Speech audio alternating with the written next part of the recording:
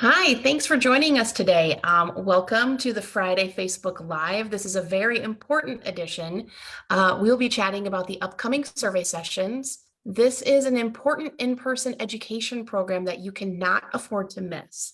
The first session is going to be on September 8th in Eau Claire, and we will also be traveling to Appleton on September 20th and Milwaukee on September 20th. I will put the link and information to register in the comment section of this post. And so today I warmly welcome Jim Stoa, WHCA WiCAL's Director of Government Relations and Regulatory Affairs, along with Brian Pertell, WHCA WiCAL's Legal and Regulatory Advisor. They both will be faculty and presenters at the upcoming programs. So gentlemen, the floor is yours. Thanks, Jenna. I'm glad to be here today with you and Brian. Just one quick clarification. I think you may have said the Milwaukee session was on the 20th. That one's on the 22nd. Is that right, Jenna? With that in mind, I really think the timing of these sessions is impeccable. And that is because, as you all know, this summer, CMS issued new guidance on survey and enforcement, which was and is a game changer for survey here in Wisconsin and across the country. And that new guidance will be going into effect as of October 24th.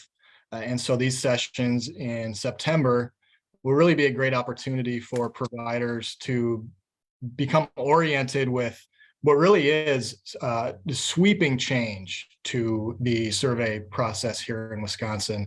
The guidance itself includes phase 2 and phase 3 implementation from the requirements of participation.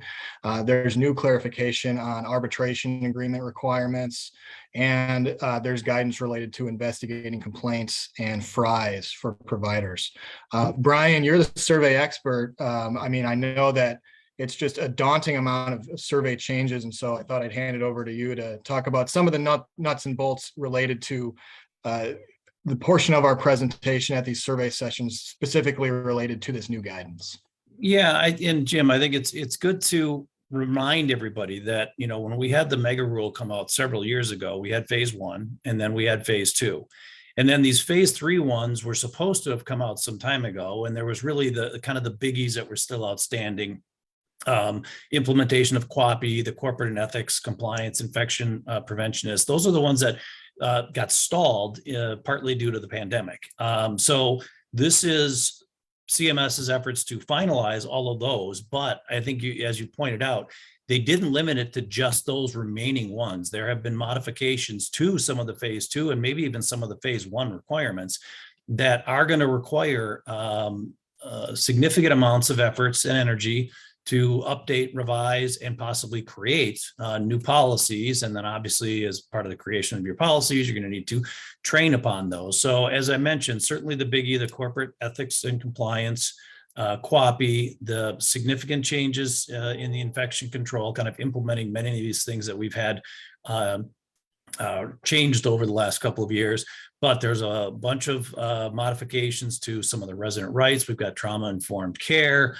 As you alluded, the arbitration. So to the extent any facilities either currently or are considering utilizing arbitration agreements, there are very specific expectations that one will have to have in that area.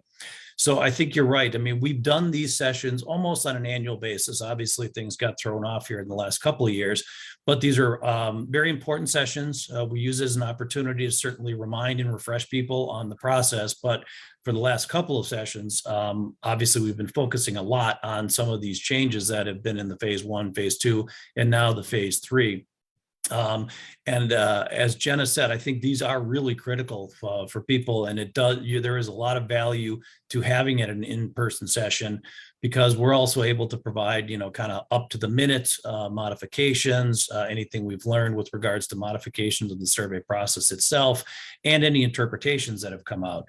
This is going to be a moving target, but certainly, the CMS is not taking their foot off the pedal with regards to enforcement, and expectations that October 24th these be in place. There's a lot of work that needs to be done. In my quick review, we have probably either close to 70 different policies that are either going to need to be created or modified. Certainly many of them are modifications, and not all of them are going to be significant, but there is a lot of work that's going to need to be done. And this is an opportunity and effort to try to shortcut some of that. We'll certainly be providing tools and resources to guide facilities in implementing these. So yeah, it's going to be an important, and again, we try to make them lively, and there is the benefit of having that in person where there is the opportunity for interaction. Jim and I have done these together in the past. Pat Boyer will be joining us, and we've done them so we can work, we play off each other a little bit, and certainly it provides an opportunity for attendees to dialogue, ask questions. There's information sharing between providers. So it really is kind of a group effort. Yeah, Brian, I mean, you mentioned just the running tally of 70 changes or additions, just as an example of how significant these changes are. I know our national affiliate, the American Healthcare Association, put together a high-level summary of all the changes coming in the next couple months, and their summary is 47 pages long. And so we want to make sure that we focus these sessions on helping to prepare providers for all of these major changes. And then, of course, along with an in-depth conversation on these upcoming changes, we'll also discuss the old standards, including survey trends, this year really with a focus on current challenges related to increased complaint surveys.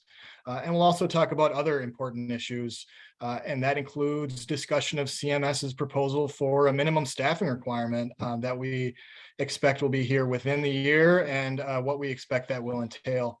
We'll also discuss new enhanced barrier precaution guidance from CDC and how that could affect survey in the future. And of course, other issues, including discussing the impact of some operational changes we're expecting here pretty soon from DQA, at least on a temporary basis, and how that will impact providers. Brian, I have no doubt that you will help make it a very lively experience at each of these sessions.